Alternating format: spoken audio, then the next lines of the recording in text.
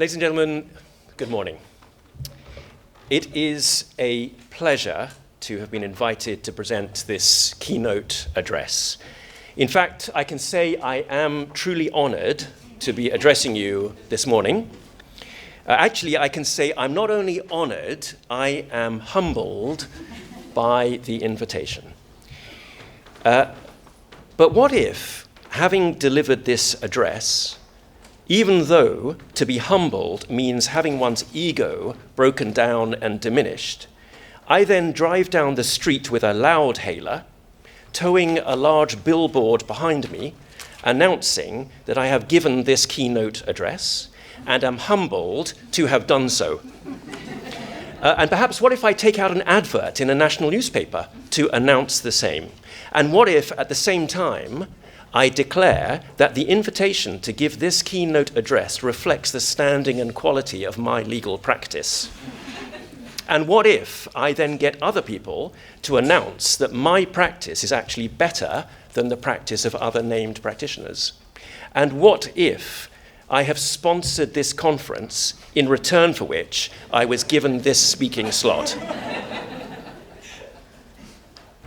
This is all utterly obnoxious activity.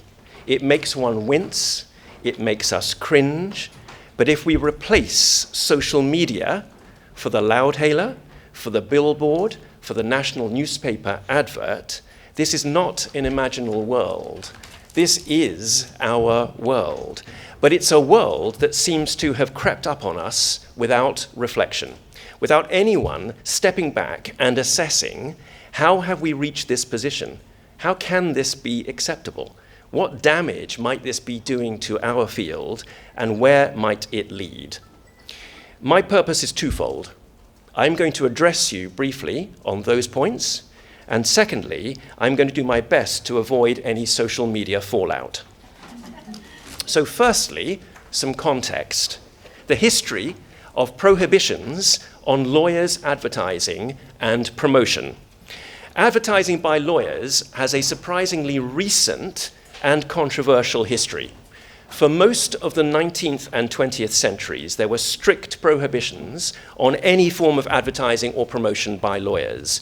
And that concerned advertising services, soliciting clients directly, publishing fee schedules, or using promotional language. What I have put on the screen is the 1908 ABA Canons of Professional Ethics, American Bar Association, Canon 27, which banned advertising apart from the use of modest professional cards. Let me just read through some of these points. It says, the most worthy and effective advertisement possible, even for a young lawyer, and especially with his brother lawyers, is the establishment of a well-merited reputation for professional capacity and fidelity to trust. This cannot be forced, but must be the outcome of character and conduct. The publication or circulation of ordinary simple business cards, being a matter of personal taste or local custom and sometimes of convenience, is not per se improper. But then it says, but solicitation of business by circulars or advertisements or by personal relations is unprofessional. If you drop down a little bit, it then says, indirect advertisement for business by furnishing or inspiring newspaper comments concerning causes in which the lawyer has been or is engaged, or concerning the manner of their conduct, the magnitude of the interests involved, the importance of the lawyer's positions, and all other self-laudation, defy the traditions and lower the tone of our high calling and are intolerable. We're going to come back to that. In many Commonwealth jurisdictions, the same prohibitions applied, and they were a matter of professional discipline. There were 4 core reasons underlying this prohibition, as follows. Firstly, preservation of what was termed professional dignity. The profession's conception of itself was as a learned profession, not a commercial trade or business. Lawyers, especially in common law jurisdictions, regarded advertising as incompatible with professional dignity. The legal profession was supposed to resemble the clergy or medicine. It was a higher calling where practitioners were expected to rely on reputation and referrals, not commercial promotion. And there was a belief that reputation and standing comes from objective assessment of conduct by others, not assessment by yourself. That's the first one.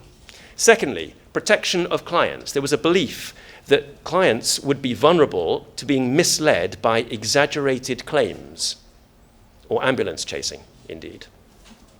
There was perhaps now, we would say, an old-fashioned view about the danger of fee competition, which at the time was thought to possibly lower standards by encouraging volume-based practices. That's long and distant history. And there was also a concern about maintenance of independence, the idea that commercialization would threaten the lawyer's position as an independent officer of the court. We've come a long way from there. That prohibition, although it was recent, has been the subject of steady erosion. I say recent because it applied up until really the mid-1970s. In America, the turning point was the US Supreme Court decision in Bates and State Bar of Arizona in 1977. It's not that long ago. And that was the first time where in America, advertising was considered to be, legal advertising was considered to be protected commercial speech under the First Amendment. So with some restrictions, there was a big sea change by the US Supreme Court to suddenly allow lawyers to start to advertise. That was incremental. There were then a rush of other Supreme Court cases. Shapiro, Kentucky Bar, Florida Bar went for it, incorporated, whereby things were incrementally relaxed. So relaxed that now you will routinely sit on your sofa in an American city watching TV and see a stream of very smartly trustworthy, smartly dressed lawyers asking if you've had an accident. The position in the UK was similar, but later. And that was really by the 1980s, pressure began. We had in 1986 a report by our Office of Fair Trading that considered that restrictions on advertising were a restraint of trade. And therefore we followed the American line, albeit we did it incrementally, somewhat comically, for the English bar, which some of you may know is a slightly conservative traditional profession, which made a big, big allowance by saying that barristers, this is in the late 1980s, could tell people what they do, but they couldn't tell them that they were any good at it. Then that was restricted, that was removed, that prohibition. It was then felt you could say that you're good at it, and you could actually do so in print, but only in black and white, not in color. That has now all gone. It is now a free-for-all, almost, and the key forces behind that shift have been consumer protection arguments, that advertising allows clients to compare services, compare prices, competition policy to avoid cartels, and access to justice considerations so that actually clients can discover who is able to provide legal services. There was also a sense of market reality, which is that by the late 20th century, law firms had already become functioning as large business enterprises. And so the old-fashioned view may well have been outdated. So that started in 1977. We're not that far away from there, but where are we now? We have come an awful long way. There has been a major, indeed monumental shift. Our world now, I would suggest, was not one that was fully contemplated when those prohibitions were relaxed. Because what we now have is an extensive and global machinery available for lawyers to themselves actively curate and develop their own reputations. And that's on a worldwide basis. And that machinery comprises social media, it comprises legal directories, it comprises any number of conferences around the world. Apart from this one, all of them covering the same topic, spoken by the same people, just in different locations. And paid for journals, publications, all of which can be instantly disseminated worldwide by the new phenomena of breaking news. That's a machinery which is new. I want to focus on two elements of that machinery, because these are two elements that certainly were never contemplated when the rules were relaxed. And that is social media, especially LinkedIn, and directories. Let me start with LinkedIn and social media posts. There are a number of immediate problems with LinkedIn posts. Firstly, there is a seismic shift, as I've mentioned already, from reputation to self-presentation. That is a move from a reputation which Canon 27, which I may have shifted up the screen a bit, don't know how, bring it down a bit. Right. That is a shift which Canon 27 spoke against in 1908, saying that reputation can't be something which you actually conjure yourself. It's got to be earned. This is now no longer earned reputation. It is self-curated visibility. And classic sociological studies, such as those of Goffman, will tell you that what will happen, maybe what has happened, is that competence is now no longer an inherent trait. It is a carefully managed performance.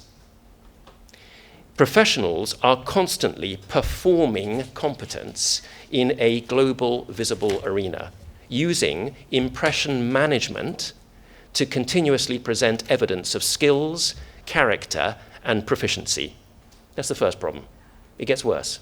Second problem, reputation inflation. The problem is when everyone is constantly signaling excellence, those signals lose informational value. Because we are bombarded from day on, every day, with people's speaking engagements, with their case involvement, often vaguely described, with their awards and with their rankings. And that leads to signal saturation. It's difficult to distinguish now between one load of signals and another, and therefore excellence or simple visibility. But it gets worse. Here's the real nub. This is point 3. There are only about 38 points. So it's not an issue. Point 3, the quality of information itself. It is unchecked and it is untested because there's no system to check or test it, especially in our field where a lot of the information is confidential anyway. So frankly, when you make your LinkedIn post or whatever the term is, you can say what you want. In many cases, who's to know? And indeed, there is a tendency to overstate involvement, a tendency to overstate significance and importance, a tendency to publicize the win but not the loss, and to publicize routine activities as somehow achievements. Next point, there is a reputational cascade, or sometimes what people call a herd effect. LinkedIn amplifies likes and reposts and endorsements, which in turn creates a kind of perceived consensus about quality. It may be a post that gets a lot of likes, it's reshared a lot, and then it becomes something of received wisdom. And so it's self-perpetuating at that point. People are inferring quality because of others' reactions to it, and that is regardless of the underlying information itself. Above all, I'll short-circuit the other points, my last one on this. Above all, here's the problem. There's now a massive disconnect between, on the one hand, visibility, and on the other hand, competence. That means those most willing to self-promote are not necessarily those with the highest underlying ability. We have established and we maintain an elite in this field. We elevate people to legend status. They are high profile and a small group of practitioners within that. And they are accepted as leaders in our field because they're visible. But are they actually the best? Are all of them still in their prime? Are all of them still capable of doing what maybe they were capable years ago? That is a major problem and it's a major distortion. That's LinkedIn.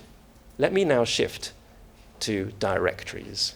Now, here I am on not only dangerous ground, I am continuing what has become a series of my career shortening talks.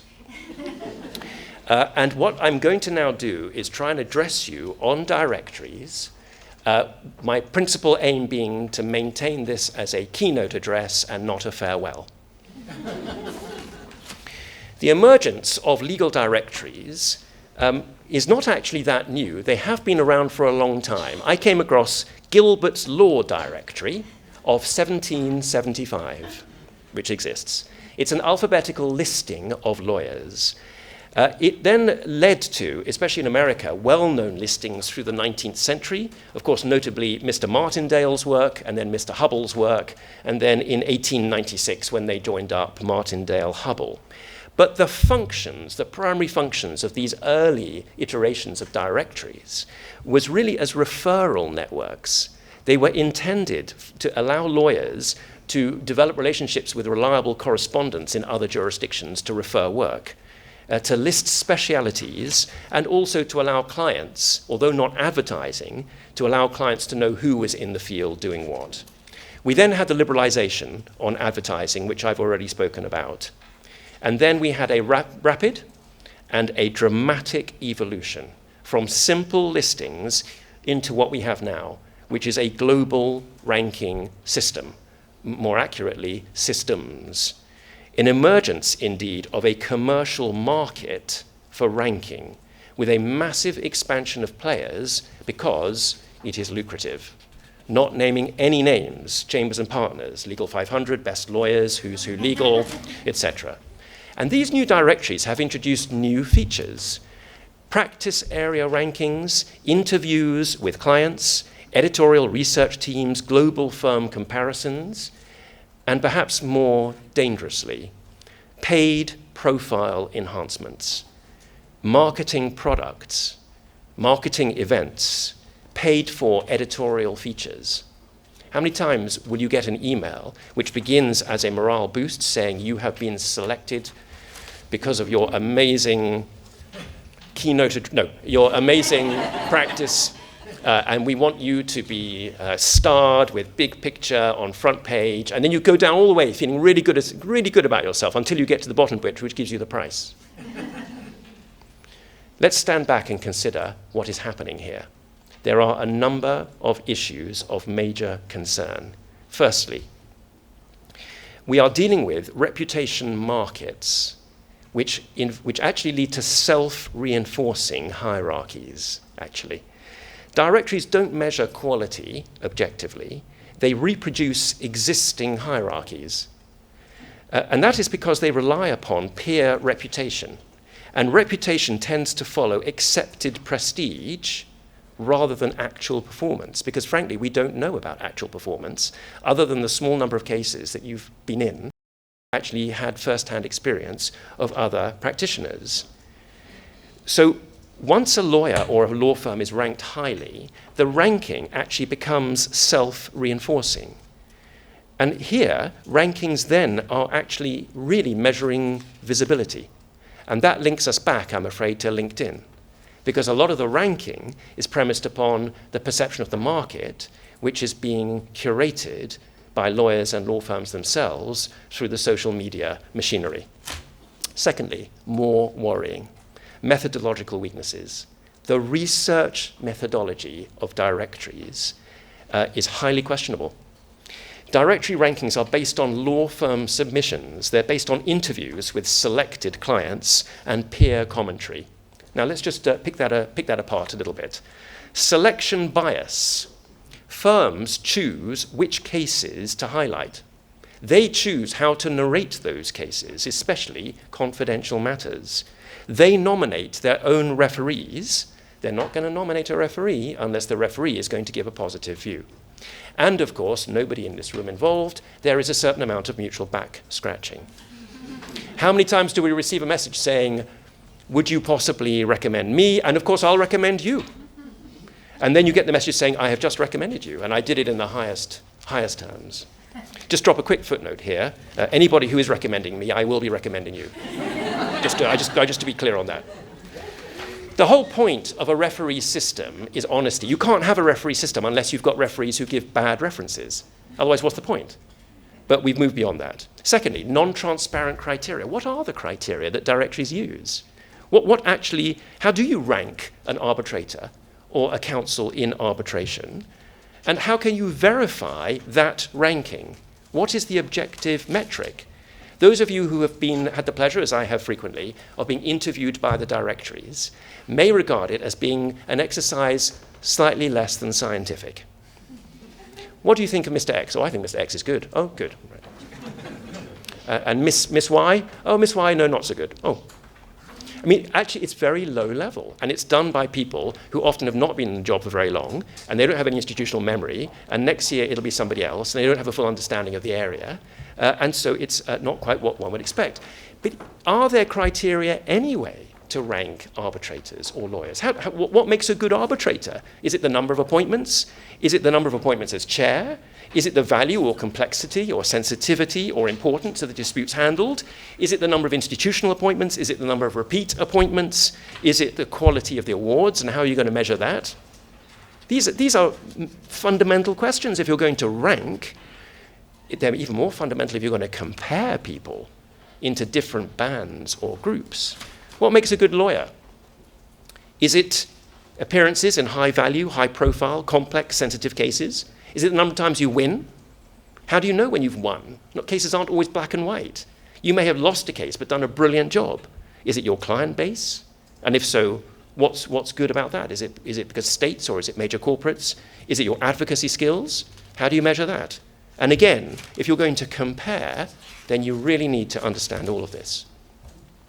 That was only the second complaint. The third complaint is pay to play. The commercial structure of directories reflect a business model whereby enhanced profiles, advertising packages, sponsorships, conferences mean that there is always going to be an ability to purchase more visibility.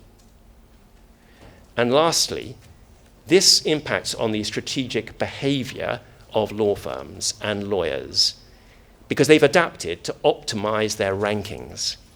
And that means selecting sympathetic referees, coordinating client responses, allocating resources, substantial resources, to making written submissions to directories, highlighting certain matters for publicity. Actually, we've got an entire reputation economy now. And we've got law firms that have got specialized departments devoted to directories. And now we have got secondary services of people who will be consultants for your directory submissions. The world has gone mad. And the question is, after all this, are legal directories actually measuring excellence, or are they now producing it? There's another lecture, which I'll give when I'm no longer practicing, that shows that this is now infecting not only lawyers, it's actually infecting even experts. We now have directory rankings of so-called independent experts, but that is for another time. Let me turn in my remaining time to the impact of all of this. The question is, what are the consequences for the international arbitration system if professional reputation can be shaped by rankings, directories, and self-curated visibility? And there are three key effects. Effects on individual standards, effects on the quality of our system itself, and relevant for today and tomorrow, effects on the maintenance of ethics and self-regulation. Firstly, effects on individual standards. Our collective toleration of obnoxious behavior has massively increased. We tolerate it. Those terrible things I told you right at the start that I could go and do is normal, as long as I do it electronically. But self-promotion and vanity and arbitral narcissism are difficult to reconcile with the traditional values of professionalism, which normally indicate modesty, humility, and understatement. Johnny Vida, Catherine referenced, famously said, "The best arbitrator is the reluctant arbitrator." That was a world before LinkedIn. The incentives now are set up for individuals to do whatever is needed to secure big, high-profile cases, to chase ambulances, and then to grab headlines and enable self-laudation. And that is a concern in terms of reshaping individual attitudes to the practice of law. As was feared in 1908, we have turned our profession into a trade, and that puts pressure on core values and on ethics. So secondly, the effect on quality of the international arbitration system itself. The ability for lawyers to build visibility themselves, to curate their own presence in the market, and to develop their own reputation allows, I am afraid, for the sustaining of subpar practitioners. We in our field allow mediocrity to survive, and worse. We allow people to remain legends long past their prime. We allow visibility and prominence to remain untested. And that means information, for example, when you're appointing an arbitrator or when you're selecting counsel, is likely incomplete, but worse, unreliable. Market forces are distorted and standards are generally low. We ask the question, how can it be that some people who have contravened basic principles are still out there and are still visible and are still working, they're still being appointed? Why is that? And that's because of the machinery, because they are still managing their own reputations. They're still curating their standing in the market. And lastly, effects on the maintenance of ethics and self-regulation. We all know that our field relies upon self-regulation, because if we don't regulate ourselves, others will regulate for us. And that means we have a collective responsibility to police our own process and to ensure the maintenance of our own standards. We are enjoying an autonomy in our field from control by others, but it's limited. It's conditional. That autonomy will not be afforded us if we don't rise up to the challenge ourselves and effectively regulate ourselves. But the problem is that there is a tension now between self-regulation and self-promotion. Because self-promotion doesn't have any regard to self-regulation. It's not controlled by reference to any norms that might be important for self-regulation. It's in the hands of each person who wants to promote themselves. And it's global. It's effective. And therefore, maintaining ethical standards alongside is increasingly complicated. If reputation can now be generated by those who themselves are falling below the standards, then we have a problem. And, ladies and gentlemen, we do have a problem. If you were to contrast social media ratings and visibility of various individuals with my own private blacklist,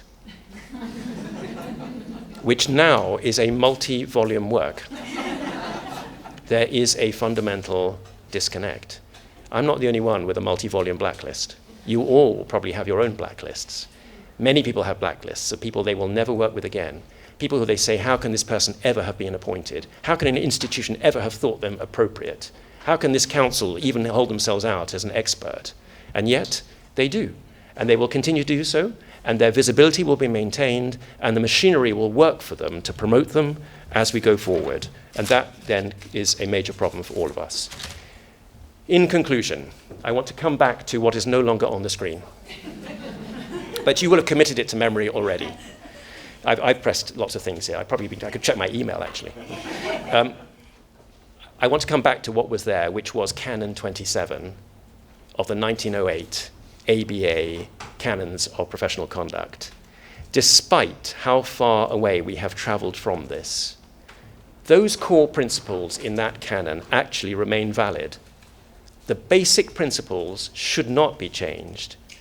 There's something of a structure in there which should guide us in our considerations today and tomorrow.